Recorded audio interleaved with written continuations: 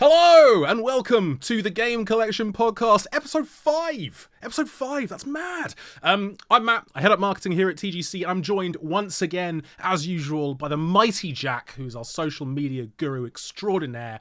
Jack, how are we doing? Hello. I am very well, thank you. I am not tired this week. Podcast number 5. This is the first one in 5 where I am not tired. I've had multiple coffees. I am feeling level. Level is a lie. I'm not feeling level. I'm feeling at the top end of the scale, and it's powered purely by caffeine. So we'll see how this goes. I've had 4 teas, so, I'm busting for the loo, but my caffeine levels are probably on a par with yours. Oh, yeah. Hold that bladder. We've got some recording to do. Absolutely. I mean, if anything, it's going to add to a nice sense of urgency throughout. Relatable. So that's good. Of course, we need to kick things off by saying that, these are the thoughts of myself and Jack. And in order to do that, I've once again prepared a little disclaimer. This time I'm going to try and wedge it into the tune of All the Small Things by Blink-182. Wonderful. Here we go. Press start. New game. Podcast, our name, thoughts here, disclaim, views are our own, all our own takes, not TGC's, opinions are ours, we say what we please, publishers, please don't be sad or mad, it's not that deep, we're just two silly lads, publishers, please don't be too sad or mad, it's not that deep, we're just two silly lads, yeah! Palm mute.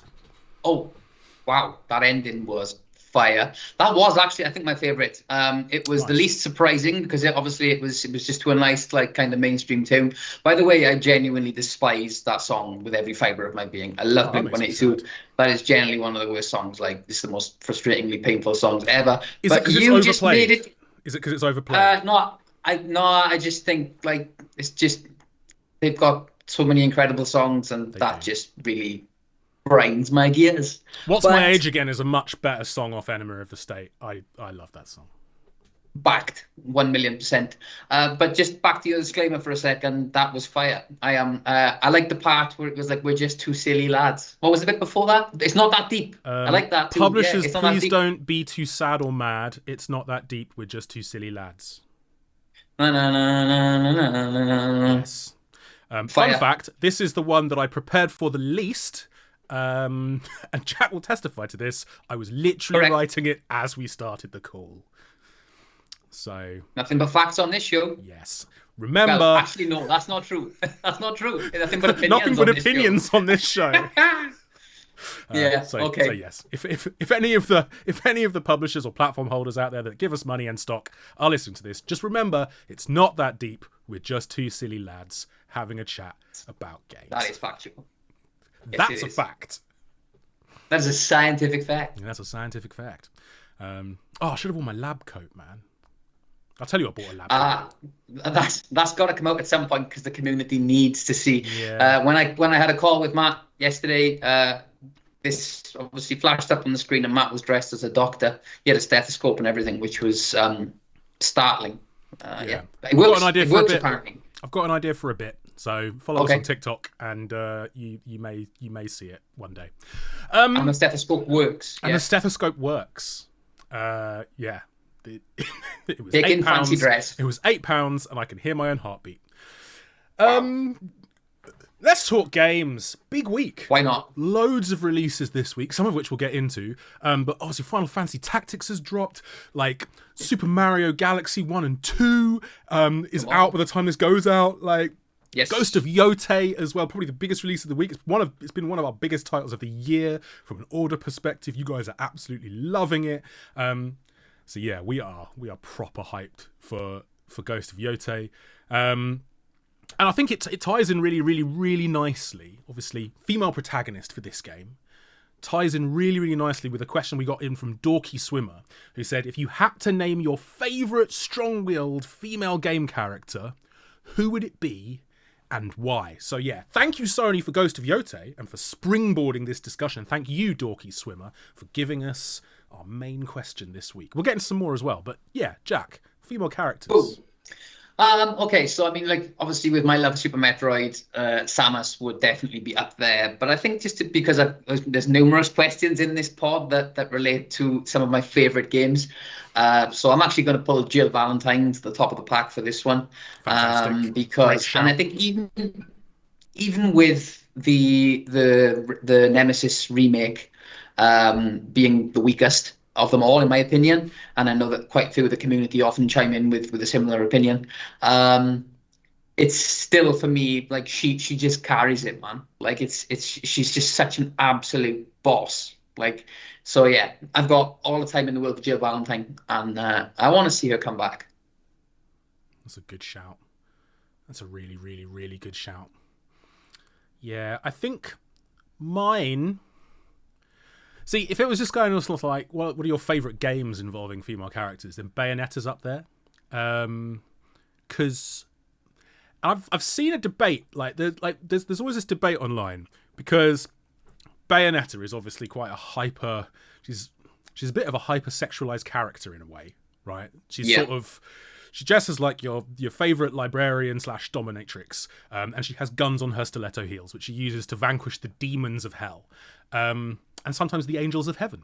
And it's really, you often see the debate crop up of like, is she just this male gaze kind of fantasy character, or is she an empowering kind of quite feminist female protagonist that she's just letting her freak flag fly, summoning demons using her hair and kicking butt with all of the assets that the game devs gave her. And I don't know. All I know is that I love those games, and she's a badass, and she absolutely slays. And I wish my hair could transform into demons. So Bayonetta is a complicated one, I suppose. But I wanted to give her an honourable mention because she's an absolute badass. I think my favourite strong-willed female game character is probably Tifa from Final Fantasy VII, or is it Terra from Final Fantasy VI? I knew it would be Final Fantasy with you. I just knew. I knew. I don't know. That's a really tough one. No, you're gonna make a call. No, 3, 2, 1, go. It's Tifa. It's Tifa. There we go. How easy that was. I can do that for me from now on. If you're ever struggling, just let me know. I'll drop the countdown. You spit an answer and we move on. You got to respect the countdown. That's the thing. I will waffle for hours, and sometimes you got to hit me with a countdown. Stop dancing around it, bro. Yeah. Final Fantasy VII's got a special place in my heart, and Tifa is a badass. And Cloud has a massive, massive, massive sword. Barrett has a massive gun for an arm. Tifa's just there with her fists, just kicking more ass than both of them. And she's probably one of the more well-adjusted characters in that particular game. And she's just a badass, man. She's so great. So yeah. So you're sticking with Tifa, yeah? I think I'm sticking with Tifa. Honourable mention to Bayonetta. Let us know what side of the fence you come down when it comes to Bayonetta as a character. But both badasses. Yeah. Both badasses. Hell yeah. So I suppose going on from that, what are some of your favourite female-led games? And I suppose a follow-up question to that: which ones would you like to see come back? Which ones need a sequel? Okay, so I've gone with Tomb Raider 2 is one of my favourite games ever. For me, 2 was just the peak. For me on PlayStation 1, Tomb Raider 2 was top of the pile.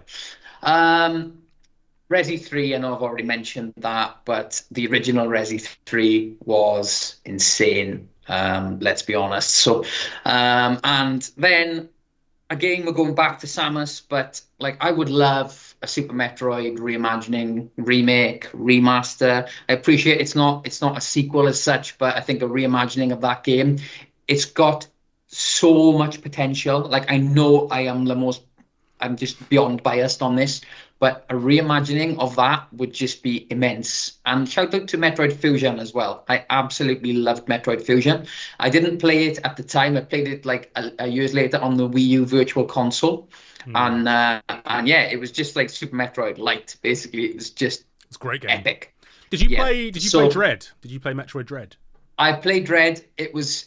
I fully appreciated Dread, but I didn't click with Dread in the same way as other people did, which is surprising. But yeah, I wasn't crazy about Metroid Dread. Yeah, I think. Oh. Yeah, I could go for a nice little Super Metroid revisit. I think there are two games. There are two female-led games that stand out for me. One is, I know we got a sequel to this on the 360, and it was balls.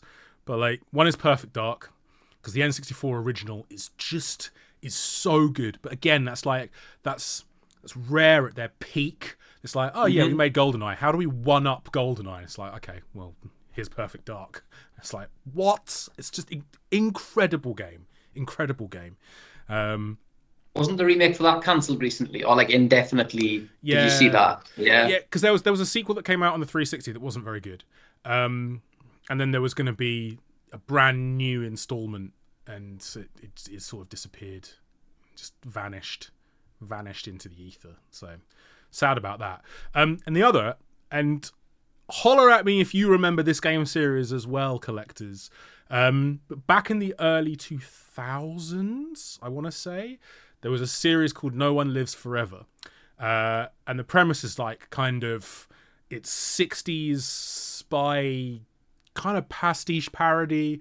You play as this agent named Kate Archer, and she's got like all of these amazing gadgets and various things. And it's like, yeah, it's a proper kind of spy thriller, but period piece set in the 60s, and she's got like a compact mirror is a freaking gadget, and it's badass. It's awesome. And the sequel, the second one, was even better. I would love, whether it's a remaster or a remake or just a full-on sequel, bring Kate Archer back. She was awesome. She was absolutely awesome. Those games were absolute fire. So yeah. You mentioning that, I think, is the first time.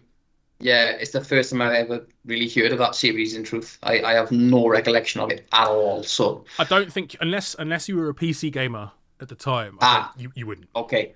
So it's not surprising, but like that series was like, that was mint.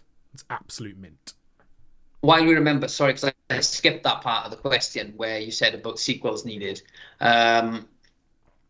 Beyond Good and Evil 2, I know it was effectively like announced like a decade or so ago, or like a long time ago. It wasn't a decade; it was a little bit less, I think. But and we've had since then we've had the re-release of the first with a lick of paint, I think, wasn't it, with UB a few years ago now? Or was that fairly recently? But yeah, nothing at all on Beyond Good and Evil 2. And I think there's a lot of people out there. I don't know if that was one of the things that was sort of, you know, when all the controversies hit Ubisoft and they let like a bunch of people vanished into the ether, got cancelled into the ether. I don't know if they swept Beyond Good and Evil 2 under the rug as part of that. Okay. But it pains me that we will never get that game. Probably. Yeah, I think there's a lot of people like the first one is just so popular. It's got such a strong fan base. You know, yeah, it's a shame. These things come, these things go, and some things just never materialize. Yeah. We are starved of certain things in this community. Preach, which we will get to in the following questions. I want to touch on Tomb Raider very quickly because, like, yeah, you mentioned Tomb Raider 2. Did you play the more modern Crystal Dynamics ones as well? The first, I didn't pick up 4, 5, 6, but I picked up the trilogy. Yes. No, but did you play the? Oh, sorry, I see what you mean. Sorry, no. Sorry, my bad. I see what you mean. I did not play those. No.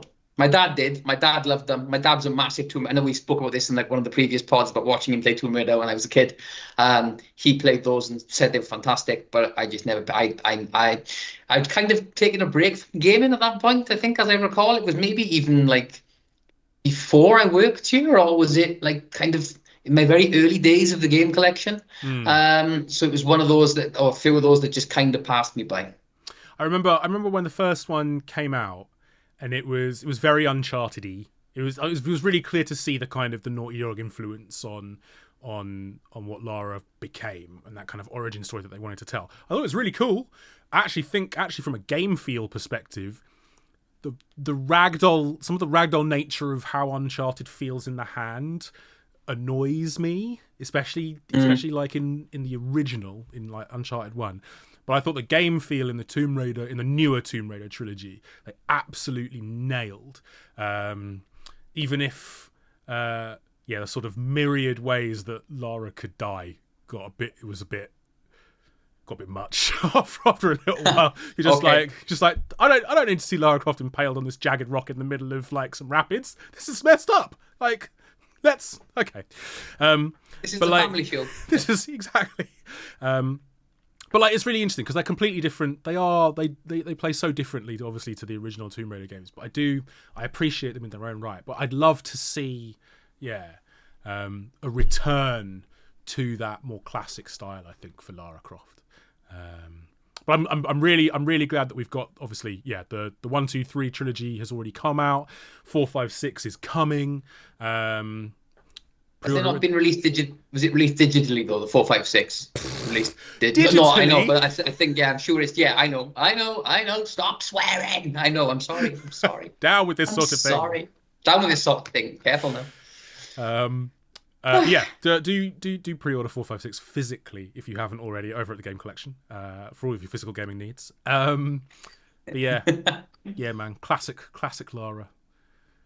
Good stuff. Which leads us on, I suppose, quite nicely to a question from Mr. D Rush, who often comments on our posts. Thank you very much, David. Who asks quite an awkward question, potentially, and says, "Who was your first gaming crush?" Okay. I'm gonna. This is kind of a double whammy for me because it's also my first movie crush too. But it's cool. It's fine because there was a video game too. The heartthrob of the hoops, Lola Bunny. Space Jam was life, man. I watched my VHS of Space Jam till it broke. I think, and I don't know why, but like Lola Bunny was my first crush. What was I, about 5? But I love Lola Bunny, man. Like, she was my girl. Fair. But at the same time, I was just like, I remember feeling just infinitely happy for Bugs Bunny when they got together at the end. And just like, it's like, so clearly she wasn't my girl. It was just like, this is a really nice ending. But Lola Bunny for me, without a doubt. Nice. I think. What about you? There were. I think for me. So I'm going to mention Final Fantasy again, and okay. of course, it's going to be Final Fantasy VII, because I think I, like many others, towards the late 90s, early noughties, got caught up in the love triangle that was Cloud, Tifa, and Aerith. But what was interesting, I think, about sort of that period of video gaming and that period in video games media as well, is you'd obviously, in the game, they're really just blurry pixels. And it doesn't, it's just a bundle of really, really low poly, like low res pixels, especially on PS1. On like a 14-inch CRT with like a VHS built into it. But in the game magazines, you had like you had art and 3D renders that suddenly elevated these messes of pixels. Yeah, and I was basically just in love with both Aerith and Tifa at that point in time. Probably Aerith more to begin with, and then the twist, and then made me cry. Final Fantasy VII. So I think what I'm going to do is, whenever you mention Final Fantasy, I'm going to drink. Well, it's only water. Hydration's important to this podcast, and rather than watching on YouTube, that may not translate very well. But this guy loves Final Fantasy like more than you. Whenever the words Final Fantasy are mentioned, I'm going to drink. I mean, it's looking down the question list. It's probably going to happen again. Okay. Probably. Better fill my cup up. So yeah.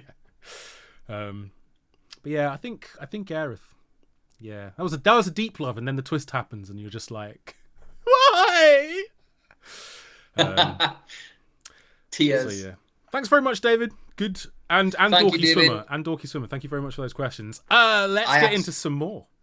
I actually have a great deal of exchanges with Dorky Swimmer, and it's always a good laugh. It's always sometimes I really like that he just tweets me. Sometimes we'll post something like buy this in the game collection, and he just tweets back, no. those are the real ones. Those are the real friends, No. keeping us real. I'm like, okay. Yeah, Dorky Swimmer and Vinla too. Like, I think two people that it's almost. I sometimes have to remind myself that like this is for a company, and like I'm not just talking to somebody having a laugh. Although like sometimes we're quite sarcastic to each other, but it's like we've reached that point of community where you can have those exchanges with people, and I think that's just epic. That's one of the best things about doing this job for me, is getting to know people and to speak to the same people, the same names coming back, to reach a point where you're comfortable to just have a laugh, have a joke back and forth. It's epic. 100%. Like, yeah, it's like a favorite pub, right? The game collection pub.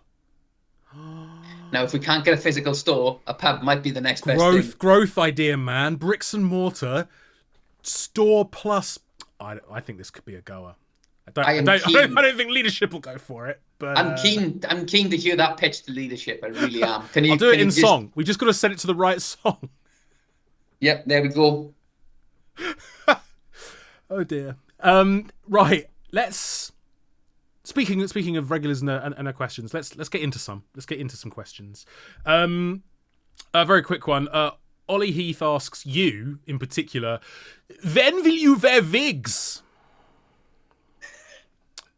So, I mean, actually, to begin with, if we're going to go back to the start of the meme, really it should be, will you wear wig? I'm kind of hoping that at some point you're going to hook me up with like a wig that's very similar to yours, although yours isn't a wig, and then we can both just kind of but we'll do it seriously. So at the moment, there's no to wear a wig, but I do think there is serious potential for me to wear your hair, basically, and I think that not a well, too late. It's out there. Put it out there. Well, what can I say? Yep, you said those words in that order. Wear your hair. Yeah. This podcast is about, I don't know, 25 minutes old, and it's already an absolute disaster. To be fair, the last time I had my haircut, which was before my wedding, which is a couple of years ago now, it's annoying really, because you know that United Strand guy that's growing his hair until Man United win 5 games in a row. 5 games in a row. And he's never going to cut his hair ever again. No, bless him. I'm quite jealous of him, because mine, now in my sort of mid to late 30s, I feel like my hair growing skills have reached critical mass. So like, this is basically it from like 2 years. Sorry people who are listening to this, but like my afro is not as impressive as it used to be. And so I think it's just hit an invisible. You know how in games you get invisible walls? I think that's what my hair's doing. So I actually judge Matt's how Matt's mental health is based on how much his hair is booming. Like if his hair ain't booming, things are not good right now. And at the moment, if you look at Matt, he's looking a little tired today. To be fair, if I condition my hair, it also looks a bit flatter and more compact. Or if I've just gone out in the rain. So it's not always an indication that things are less than rosy. Sometimes it's just British weather. Mainly. Okay. Well, I wouldn't know what rain is. It doesn't happen all that often here. Living down in the south of France, swanning about with your lovely sunshine. Oui.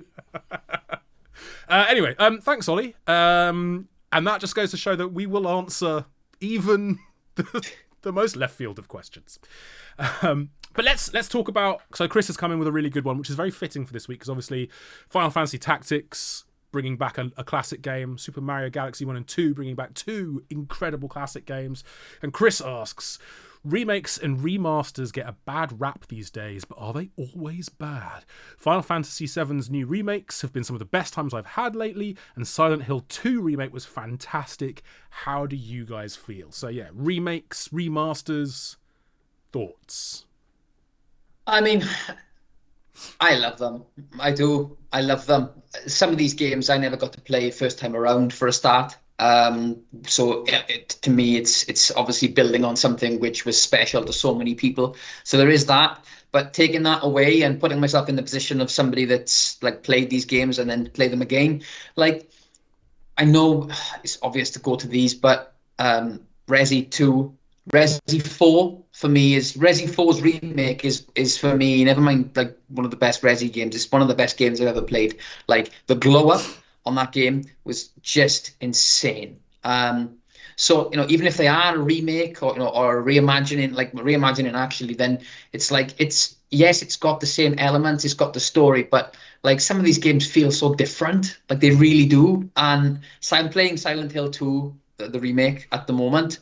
I'm about 5 hours in, and it's just impeccable, man. Like impeccable. Like it's an unsettling too, like really unsettling. Like I've gotten used to like Resi is Resi, right? Although again, that demo we played at Gamescom would suggest that I don't deal too well with those scenarios. Um, like Silent Hill 2 I've found to be like really just unnerving at times, and the sound, like the atmosphere that creates, it's just an immersive experience. Like so yeah. And like we've spoke about it before, but for me, I mean, even Tony Hawk 1 and 2, like the community and us, like that was amazing to play those games again with such a great lick of paint. Like, so for me, I love a remake or a remaster. I really do. And I know there, I speak to a lot of people, and you see some opinions where it's like, where are all the new games at? And I completely understand and respect that opinion too. It's like, we really do get a lot of remakes, but with some new titles sprinkled in on what it feels sometimes. So I completely understand hardcore gamers that are looking for that next big game to like blow their minds rather than going over old ground. But this guy, I love remakes and remasters. I will die on that Silent Hill 2 remake. Nice. No, wonderful conclusion. Purely accidental, but top marks, top marks. But I think like you're right. We've talked about this before. How like they allow us to experience the games as we remember them, not necessarily how they were. And yeah, a game like Silent Hill, for example, you go back and you play it, and I think if you lived through the era, it's easy. It's easy to put yourself back in that time, and excuse or forget all of the technological advancements that have happened in the decades in between, right? If you've never played Silent Hill 2 the original, going back and playing the original, you may not get the magic, or you may not understand exactly why it was so groundbreaking at the time. Same with things like I've talked about how Ocarina of Time is my favorite Zelda game. You can't. It's really difficult to play if you've never lived through the N64 era. You may not get on with it at all, and it may be difficult to understand why do people hold this up. And so I think really good remasters and remakes in particular allow new generations to understand what oldies are talking about when they go, that thing was seminal. Like that, this is where the hype was real. I think to Chris's point as well, a remake like Final Fantasy, a remake and Rebirth. Yo, I mean, that's an exploration, right? Like that's we're drinking. Sorry, he literally said it in the question, but like that allows for an exploration of a beloved classic, and for them to completely subvert things and reinvent things and explore things in a way that they would not have been able to back in 1997 or whenever it was. So, I love both. I love classics, and this goes into game preservation as well. Classics being updated for new consoles, new generations, backwards compatibility being a thing is wonderful, and then tuning up, right? Tuning things up. And we talked about Night Dive, and we talked about Aspire as well, and how they respect the classic DNA but often bring the aesthetics and some of the game feel mechanics into the present. Beautiful things. But I also love a bold remake, and Final Fantasy 7's a really good example of this, where they're like, yeah, let's take the bones and let's build something kind of new out of it. Yeah, that's kind of badass, and I really kind of hope that we see more studios do that with some of their beloved IPs. But yeah, we've not been able to play Galaxy 2 again until this week. Yeah, I'm really excited for that. I'll be honest. I played the first Galaxy around again on the Super Mario 3D All Stars. But yeah, I'm hyped to play Galaxy 2 again.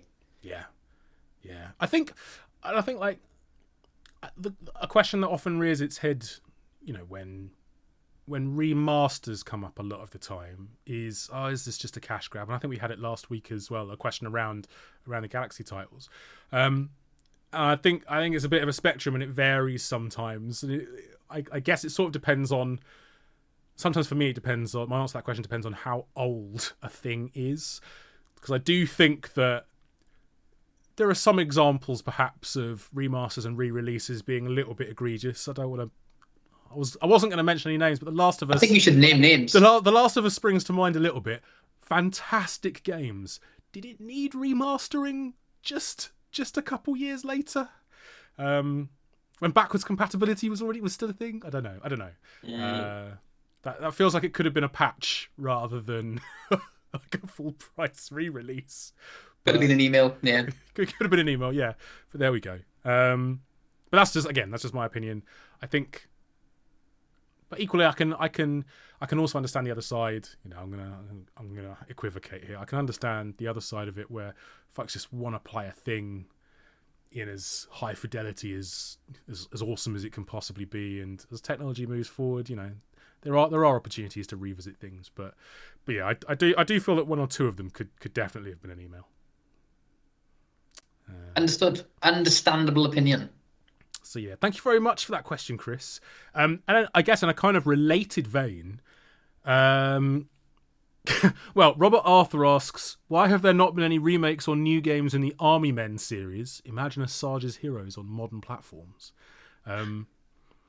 I had to go to YouTube for this to kind of refresh my memory, and I couldn't get over just how much green was on the screen, It's man. so Like an army soldier in the grass, green, brown, yeah. It was so much green.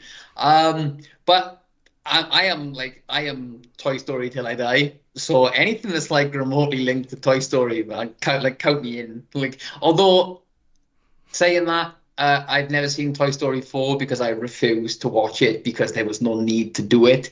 Like the ending to 3 was just perfect. But then of course people decided that they could make more money off something. So yeah, who cares about sentiment when there's money to be made? Hence why The Simpsons is still being made. Hence why there's a new Simpsons movie before we're getting a Simpsons hit and run remake, remaster, re-release. I'm not angry. That potentially ties in quite nicely to Matt Wood's question, which is, what's your dream ground up next gen remake? Are you saying that Simpsons Hit and Run would be up there? No, I'm saying that. By the way, I have never, for the record, you have never ever seen me ever say this on any of our social channels ever. But I really need. Do you remember the game The Getaway or the game Dino Crisis? Like two relatively unknown titles which I've never mentioned ever since I've worked here. No, I've never seen that from you. No, you'd know them definitely. I'm sure you'd know them. Like yeah. Just give me. I'll be honest with you. Actually, I think I would rather The Getaway. I would love to see like a modern day glow up of The Getaway. I really would. Immense game. Look, as with anything. It's not, I think I played it last year or the year before last when I was back home, played it at a mate's house, and it was like, and no, it looks nowhere near as good as it used to in my head, and fully understand all of that. That being said, it was still just immense. I loved it. I never really got on too well with Black Monday, the sequel, but Dino Crisis, like Capcom have teased us. They put out questionnaires, and like, we've put that to our community as well. Like, go vote, Dino Crisis. Like, go tell them, like, which game should we make next? Like, you know what the community want. Why are you not giving us dinosaurs? So I'd like to hope that I believe Dino Crisis remake will come, and when it comes, we are gonna celebrate. We're gonna honestly, it's gonna pop off up in here, up in the streets, on social. It's gonna be a party, and everyone's invited. So yeah, that relatively unknown title that I've never ever mentioned before, The Getaway, and that other relatively unknown title which I've definitely never ever mentioned, Dino Crisis. Those two would be my dream ground up remakes. Wouldn't have guessed that at all. And breathe. Yeah, wouldn't have guessed that at all, mate. No? No, not in a million years. You've never mentioned that at all. I haven't gone hard enough. Yeah, I'll work on that. No, great shouts. I think I don't think this will be a particular surprise to anyone that's listened to any of the other podcasts either. Ocarina of Time is up there for me as a next gen remake that I'd love to see. I'm not alone. It's been, forums and comment sections and games media's been on wash with please can we have this for years. I just love to see it. It's just the best game of all time. So that please. I think other things, and I don't know if I want to see this because the thing is, Square Enix have done such a good job with their HD 2D remakes. I don't know that I'd want to. I don't know if I want to see it like that, or if I want to see the full Final Fantasy remake kind of treatment. Oh. But Chrono Trigger is one of the best games ever made, ever. It is so good. It's never escaped like its pixelated origins, really. So like, I think an HD 2D version would be really easy to do. I say it'd be really easy to do. I have no idea. I'm not a game dev. I feel like it'd probably be fairly easy to do. It's fairly accessible these days. Like Chrono Trigger is on most platforms, including your phone, if you really want it. But like, just imagine an all singing, all dancing, next gen 3D, awesome ground up remake of Chrono Trigger, man. Like, it's got one of the best story, possibly the best story in video game history. It's just mint. Just give me that. Inject it into my veins. Like, stick it in my retinas.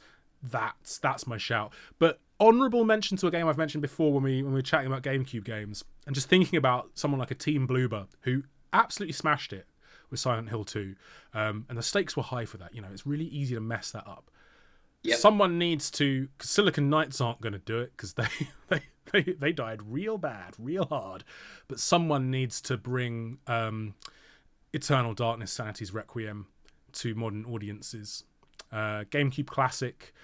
Jack has never played it, and Jack needs to play it, so it needs to come back. So Nintendo, if the license still kind of belongs to you guys, sort it out, make it happen. Bloober's over there, like, and they've got the chops. They've got the chops. Doing the business these days, man. And like, I posted about it again earlier on social, by the way. I was like feeling down today, just posting this. And it was just a picture of Silent Hill is now in development, the first game. And it's like, there we go. I legitimately feel better now. Like, yeah, there we go. It's like, boom. So, yeah, I mean, as you say, the stakes were so high. Like, I actually think they'd have messed that up. Like, goodbye. It's got such a cult following that it was just such a dangerous title to take on. And I remember when it got announced, and it was the amount of comments people were just like, this is over before it's even started. Like, I have zero faith in this. And then they delivered. And said, playing it right now, and man, it's just absolutely fantastic and horrible and fantastic. Yeah, it's really horrible. But so, I think Eternal Darkness. I think playing Silent Hill 2 back in the day, you felt extreme discomfort. It was a weird, creepy ass game. Yep. But like, obviously, graphics have evolved, systems tech have all evolved, sound design's evolved. Like, this is how this is Silent Hill 2 the remake makes me feel as an adult how Silent Hill 2 the original made me feel as a kid. And like that's the highest praise I can give it, really. Like it's so good. Well done, Team Bloober. Absolutely. Full marks. Again, in a similar kind of vein, Kalmar Plays has asked, what game or franchise would you want to see given a new entry but in a different genre and gameplay style? I'm still holding up hope for a Yu-Gi-Oh! Battle City open world RPG, like think Cyberpunk, but card games, not gunfights, which kind of could be really rad. It's just like, that's niche, but I'm so here for it. Like, yeah, no, I love, like, again, these types of questions just show people's, like, dedication to gaming. Like, it's just it's an epic question. It's one that I, like, struggled with, and then I was, like, back to basics. It was like, what have you loved in the last few years? So, for me, it might not be the most original, but I was thinking Astrobot, but in the style of a puzzle game like Captain Toad. So I know you use bots, different abilities in different levels, but yeah, that in like essentially in like mini levels where you use different bots' abilities to solve the puzzle. I think that, I mean, I think I had to quote you earlier on when I said it to you. It was like, I would play the hell out of that. And it's like, yes. I think you actually swore, but this is a family show. So yeah, that for me, it might not be the most original, but that's what I came up with. An Astrobot game, but in the style of Captain Toad. Let me just like solve puzzles and like move the cube around and stuff, but with different bots, man. Please. Shout out Captain Code Treasure Tracker, because like it just the best. Just the best. Like it's such a chill time as well. It's just a chill vibe. You know, I think we spoke about this in the previous, definitely maybe lol, in the, like I said, lol, in the Nintendo pod. I'm just dumping on thoughts here. Can you tell? I'm loving it. I'm here for it. I'm having difficulties. I'm not gonna lie. I think there's some sort of lag going on in my mind. Oh, I'm so sorry to everybody involved.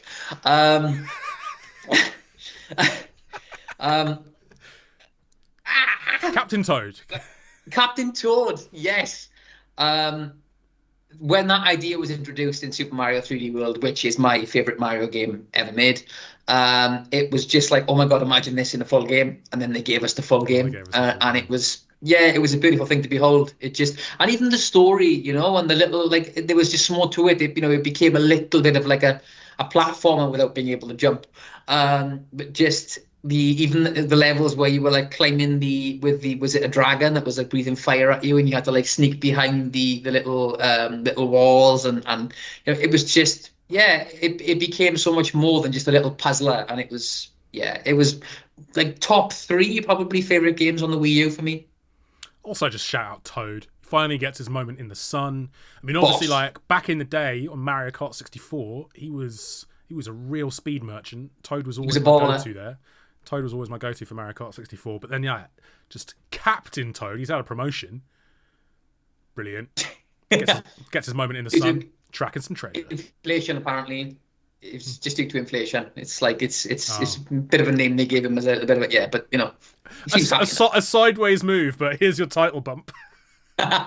There's no pay rise for you, Toad. There's no pay rise. That's why he's going treasure hunting. That's why he's gone treasure hunting. Yeah, it's because he's skint, man. It's because he hasn't got the money. He's completely broke. What franchise would I like to see in a different? So, this is a bit niche. The Escapist is in video game website, and before it all went to poop, there were loads of good. This is in like the heyday of webtoons and like cartoon series and things like that. There was a live action series on there called There Will Be Brawl, which is like a take on the There Will Be Blood, and it was this really gritty episodic narrative story around Smash Brothers and the characters therein. So it's like gritty Nintendo, and like one of the best things about it was like Kirby was this Hannibal Lecter-esque monstrosity that just ate everything and everyone. He was like a literal monster. Is incredible. I mention this because what I'd really love to see is gritty Nintendo. I want to see the Mushroom Kingdom, but like 18 rated messed up shiz. Oh, that would sell. I just want to know what that would look like. They'd never do it. They would In a million years. No, but just like imagine what a Rockstar would do with Nintendo IPs. I'd love to see it. Like Manhunt meets Smash Brothers. Wow. Yeah. What? I don't even know. Yeah. No, I mean that whole gritty Nintendo vibe, taking away all of the color, drain the color, and give us dark tones of misery. Yeah. Yeah, and like I don't know, just like you just made me think that, you know, like you say, Kirby is like a Hannibal Lecter vibe. It's like I get the same vibe from him as I do from Jigglypuff. It's like I just don't trust you. Like I just don't trust you. Like you look like you could do serious damage. It's the eyes, man. Like it's the eyes. Anything that sings you to sleep is gonna murder you once you get in. 100%. Well, exactly. It's like you never trust a hypnotist. Like there's Jigglypuff, they'd be Jigglypuff with massive eyes just like boring into your soul. Like, put it this way. I don't trust you, you bright pink, incredibly smooth bollock. Like you get away from me. I would trust Abracadabra and Alakazam before I trust Jigglypuff, man. That's bold. That says a lot. Yeah. Would you trust Mr. Mime over a Jigglypuff? We're going in the wrong direction here. Mr. Mime gives me like horribly uncomfortable vibes. Like I mean, all mimes do. Yeah, it's not okay. It's not okay. But that's the question. Who's worse, Mr. Mime or Jigglypuff? I don't trust it. It's something about Jigglypuff which just keeps me up at night, man. It's not okay. Wow. It's never going to be okay. Wow. And, so I just want to clarify this for all the collectors out there. You're saying you trust Mr. Mime over Jigglypuff. 100%. Okay. At least if he winds me up, he doesn't say anything. Jigglypuff just sings. You know what I mean? It's like, oh, he's making hand gestures at me over there, so I just ignore him. It's fine. Like Jigglypuff's there with a little mic, like going for him, and I'm like, oh, I'm sleeping again. Maybe I'll never wake up this time. Yeah. Maybe this is the time. Maybe this is where it ends. That's true, though, isn't it? Actually, yeah. Jigglypuff sends you to sleep and then just beats your unconscious form. That's what happens. You wake up in a world of hurt. Like, what happened last night? And she's just there with a mic. Well, continuing on my theme then of like gritty Nintendo. If Pokemon was really what Pokemon is, which is animals fighting until they pass out, like, yeah, if that has to be saccharine and like super colorful, because if it actually showed it how it was, man, those games would get banned. Just brawl, street fights everywhere. Just street fights, but you've got a tiny pink balloon sending other sentient creatures to sleep and then wailing on them. You know, and it's like some battles are just so like unevenly matched as well. It's like someone throws a Magikarp out and it's just like, oh, you splash, and everyone laughed. Like, no, the defenses didn't fall. Like, oh, no, yeah, no, in fact, your defense falls because you're genuinely just laughing at it. Just laughing at Magikarp. Oh, splash, that's cool, yeah. Poor fish. You know, this is an interesting conversation. We could do a full pod on just Pokemon vibes and just like, yeah, like the original 151 though. Like, oh yeah. Yeah. You know, Gold and Silver were good. Like, but amazing. It's red and blue all the way, man. It's red and blue all the way. Which is funny because I think Gold and Silver probably had a more profound effect on me. My Pokemon Gold, but because I was a little bit older. I had Pokemon Red and it blew my tiny mind. But Gold was for me, it was probably the one where I was just the most profound effect, I think. Yeah, for me it was blue, because I think I'm a couple of years older than you. So yeah, blue hit me at just the right time. We talked about it before, like cultural movement, but like, yeah, expose the lie of Pokemon. That'd be an interesting genre shift. Yep. Yeah, that'd be fire.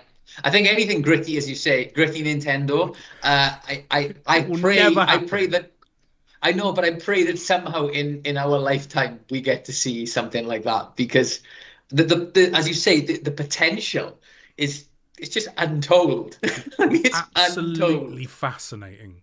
Be fascinating to see. But yeah, you mentioned Vinler, and Vinler's come in once again with a cracking question. We've touched on this. Okay. We touched on this in a couple of podcasts previously. But the question is, what are your feelings on the current communication methods of the platform holders? Do you prefer the smaller, more frequent updates like State of Play Nintendo Direct, or the big yearly blowouts like we had with E3, and I guess, things like Summer Game Fest and an opening night live, which we were at Gamescom? Mhm. It's there's pros and cons. I mean, from a work perspective, from a purely like work perspective, Nintendo Direct and State of Plays, they are like they just give my week a real boost when it comes to social media. Like, I'll jump on, I'll watch them, and I'll live tweet, and I'll drop in screenshots and just get the community hype. And you kind of celebrate certain new announcements like with the community kind of as well as they're happening, which is Yeah. unreal. It's amazing. And of course, as I say, from a work perspective, the engagement we get is insane. So, I mean, from that side of things, I love it when Nintendo drop a state of a direct or a Sony with a state of play. It's amazing. It's great for us. But I know we spoke about it, I think, in the last pod. Like sometimes I'll just go on YouTube and just watch the God of War reveal at E3, and it just be like, just feel just jealous and resentful that I wasn't in that room when that got revealed, because it's just, that's the world exclusive. That's like a whole, like, just the place is going off. And yeah, I said the only thing I can liken it to was when we were live streaming Summer Game Fest, and saw Resi Requiem get revealed, like, and it had like no leaks. And it just felt like for such a first time in such a long time that we had that like world exclusive, boom, minds blown all around the world, like just amazing. So what do I prefer? I think I would go for, I miss like the E3 vibe, like, I really do. And I'm just full blown huge events and like giant titles dropping and everybody losing their minds. Uh, that's me. Ask me again tomorrow and it could be the other way, because I love chatting to people about this stuff as and when titles are getting announced. Um, but yeah, what about you? I think it's. I think was it on the last podcast we talked about leaks, and I think the nature of the evolution of games and tech and how we consume news as well is has kind of led to these smaller events or I guess more platform holders taking the means of communicate or the tools of communication into their own hands more and more and more. So like Yeah. Sony do their own thing. Well, Sony and Nintendo do their own thing. They don't really necessarily engage that much, like as platform holders, with the likes of SGF and Opening Night Live these days. Like No. Sony doesn't really do Gamescom. They just hole up in a hotel nearby, and everyone goes to them because, of course, they do. They're Sony, Yeah. and that's kind of the thing. I guess a lot of platform holders and publishers as well have taken things more and more into their own hands and want that direct communication and that direct relationship with consumers, which I do think is, it has its pros and its cons.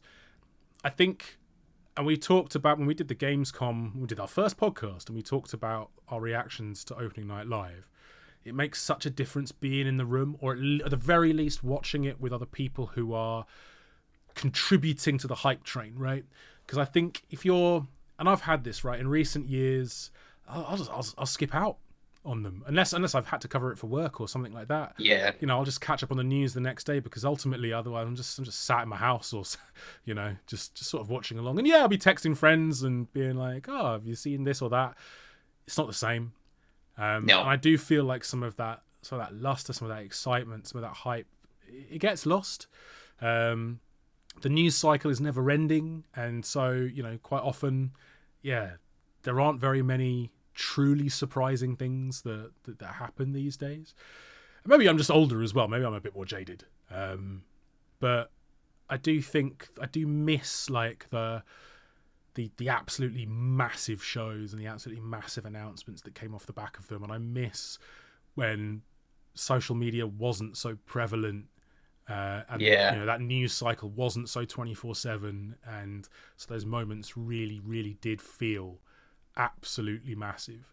So yeah, I miss those days, but I do think I understand why E3 died, and I understand why more and more platform holders and developers and publishers are taking matters kind of more into their own hands. And I'll be the first to admit that like watching things on a live stream is not quite on your own. Is not as exciting as being there in the room and feeling the buzz and the electricity. Yeah. And those shows have been the best for me. So yeah, I was lucky enough to go to the last E3 in 2019, and it was even by then it was a bit of a shadow of its former self. Okay. But it was still really cool. It was still really, really cool. So yeah, privileged to have been part of that. I missed that. And I've been fortunate enough to see it from both sides of the fence as well, like press and publisher. So yeah, I think gun to head, probably the big shows for me. Yeah, agreed. Okay, so we had to do a little bit of a cut there, because Jack's internet just fully gave up the ghost and died. So If you're watching this podcast, you will see that Jack is now in some lovely, balmy, sort of earthy toned surroundings. I love it. Where the internet is better than my apartment. I mean, look at my face. You can see my face. I can now see your visage in glorious HD. It's lovely. Yeah. How awful for everybody at home. I'm very sorry. Life, I was definitely better in life as a blur, I think. Yes, I apologize. I had to run to a coffee shop because I thought my internet maybe we just needed resetting. And then it was like, no, although it said it obviously in French. I don't speak French. So we tried to reset it and it just kept saying no, basically. So so I ran to a coffee shop with my laptop under my arm. And here I am. I do have a nice cold drink though. So if you do mention Final Fantasy at any point in the game, I now have a top up. Just going to get increasingly caffeinated the more I mention Final Fantasy. I love that. Life is good. Final Fantasy. Yeah. Why? Hoisted by your own caffeinated petard. Anyway, where were we? We were talking about communication methods. We were talking about dates like State of Play and Nintendo Direct, and it ties in quite nicely to Crojan UK's question of how far ahead of State of Play, Nintendo Direct, other showcases, do we know about unannounced upcoming games but can't say anything about them due to confidentiality? I screwed this up last time. Due to confidentiality agreements, NDAs, etc. I think you've been at the Game Collection for over a decade. You're probably best placed to answer this rather than me. Yeah, so it's really not the peek behind the curtain that many people think that it is. It's a common misconception. It's kind of like when people say, "Oh, do you have fun playing games all day?" It's like, I wish. And you imagine, we play video games. Wish. That's cool. We play games all day. It's like, with my mind, like in my dreams. Instead, I'm like knee deep in Google ads and MailChimp. It's more like play games with me and my mental health by the end of this day. Yes, it's crazy. But wouldn't change it though. Lovely job. Very grateful. All joking. That sounds like I hated you, which I absolutely do not. Life is a dream.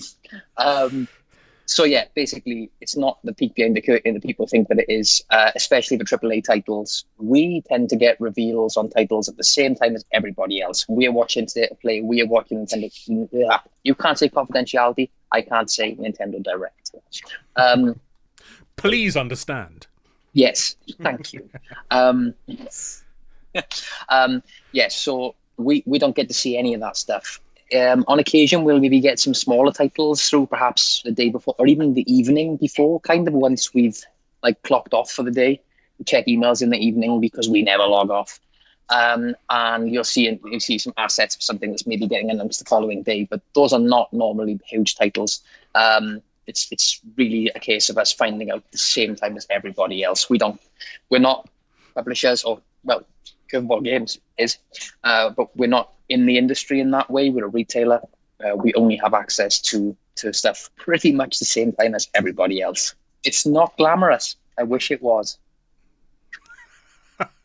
And that's those are the facts. That's not opinion. Those are facts. No, that's true. Yeah, sadly we don't always get to see as much behind the curtain as people think we do. But we're working on some of that, like from a sort of coverage access perspective. Obviously, we were able to get some very nice appointments at Gamescom this year. So looking at hopefully doing more of that. But yeah, certainly when it comes to those big reveals, and having been publisher side as well, a lot of that information tends to drop as the thing gets revealed. So yeah, you're sending out press releases, you're sending out asset dumps to press, to influencers, to retailers, usually after the fact, after the thing has happened, rather than necessarily before. Again, because these guys want to mitigate leaks more than anything else. And in the past, at least, I think, certainly not the game collection, but there have been renegade, rogue retailers in the past who've usually in the States, who've usually who've occasionally let slip a pack shot, or the arrival of a game case or a disc has been found in a PlayStation somewhere and has been traced back to a US retailer usually. But yeah, sadly we don't get to peek as much behind the curtain as some might think. And it's just, historically speaking, peeking behind the curtain normally only reveals what you believe to be magic is in fact an old man with a microphone pumping a smoke machine, chanting that he is the great and powerful Oz when he is not. So we don't want to see behind that curtain, man. We like to be in front of it with everybody else and keep that illusion, that magic. That surprise and delight, man. Yeah, it goes back to that previous question. Like we want to be surprised and delighted. Yeah, absolutely. Yeah. Last question comes in from Nick Wilson, who said, "I think it's one we can all relate to." It's rhetorical, but we love it. We love it. Why do I keep buying new games when my pile of shame has turned into an entire room of shame? My last count, I have 400 games on the shelf from the PS2 era to today, unplayed. So, Nick, I feel your pain. I feel your pain. Well, Matt's actually in his room of shame. Look at Matt's room of shame. Like, yes. Just out of shot, my PS5 wall of shame, and a bunch of unbuilt Lego that I have no space for. Mm-hmm. So, and yet I'm eyeing up that Death Star, guys. I'm eyeing it up, and I want it. I want it in my life, even though it's £900, and I have absolutely nowhere to put it, and an infant son. There's no way I'm getting that. There's no way I'm getting it. I might get it. You won't put that on a credit card for a laugh. Don't do that. Is there any way we can say it's a work expense?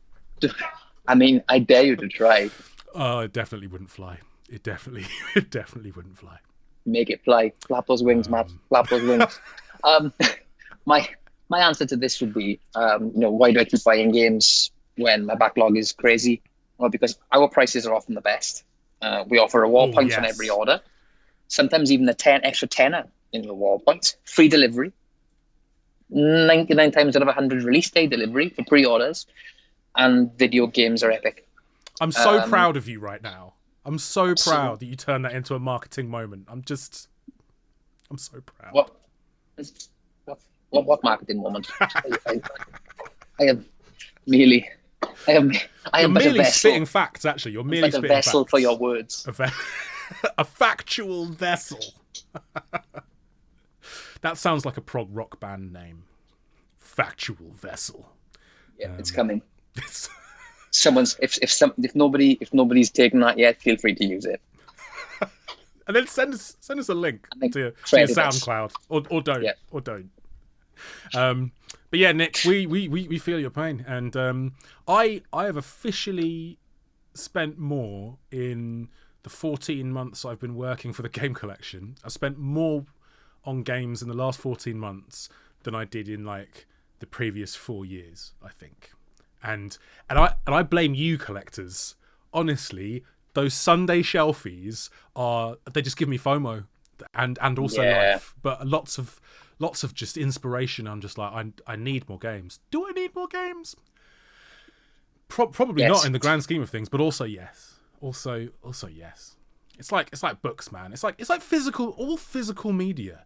You know, you display them. It's just nice to look at. It's just soothing. Like, I can see my display in the background of this call that we're on right now. And, you know, my peripherals are giving me life, man. It helps me feel warm and fuzzy and happy inside.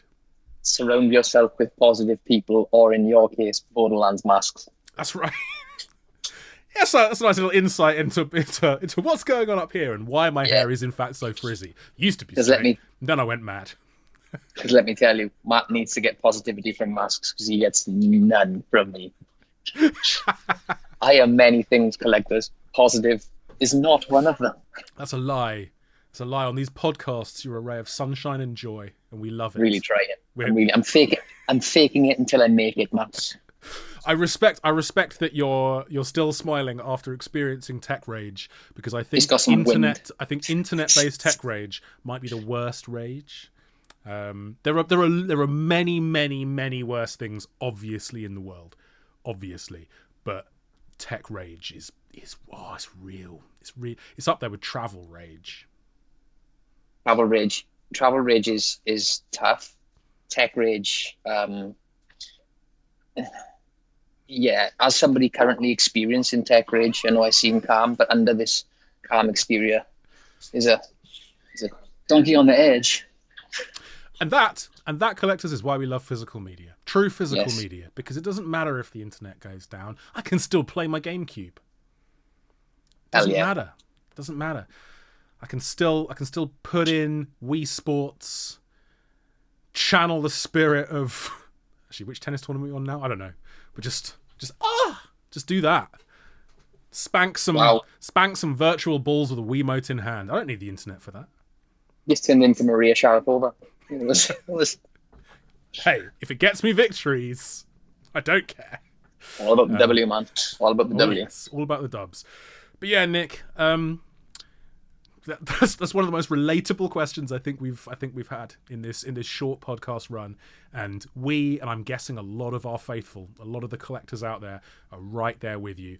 And if you'll excuse us, I think it's time we go check out the store and see what's dropped into £10 rewards, because it's calling to me. Yes.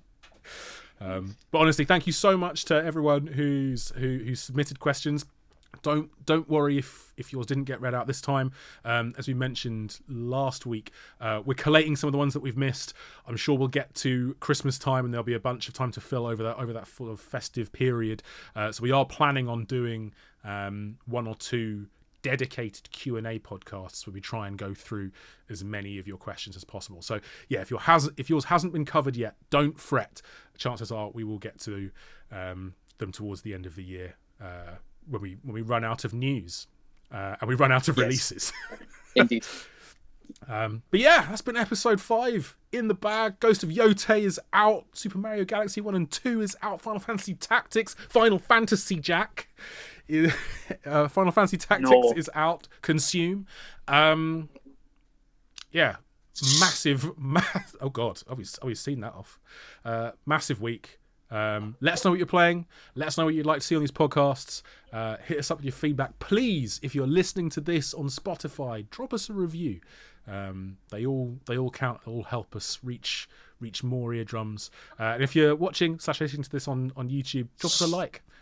Subscribe if you haven't already, and we will catch you next week for another slice of gaming nonsense from two silly lads. Oh, how I pray my internet is back. I don't know, man, because this works. Coffee shop Jack is in higher definition. It's relatively quiet here today. If it's full, believe me, the sound is going to be questionable. We'll be picking up all sorts of French lunching. Well, it's going to be interesting seeing where you are next week. Tune in to find out.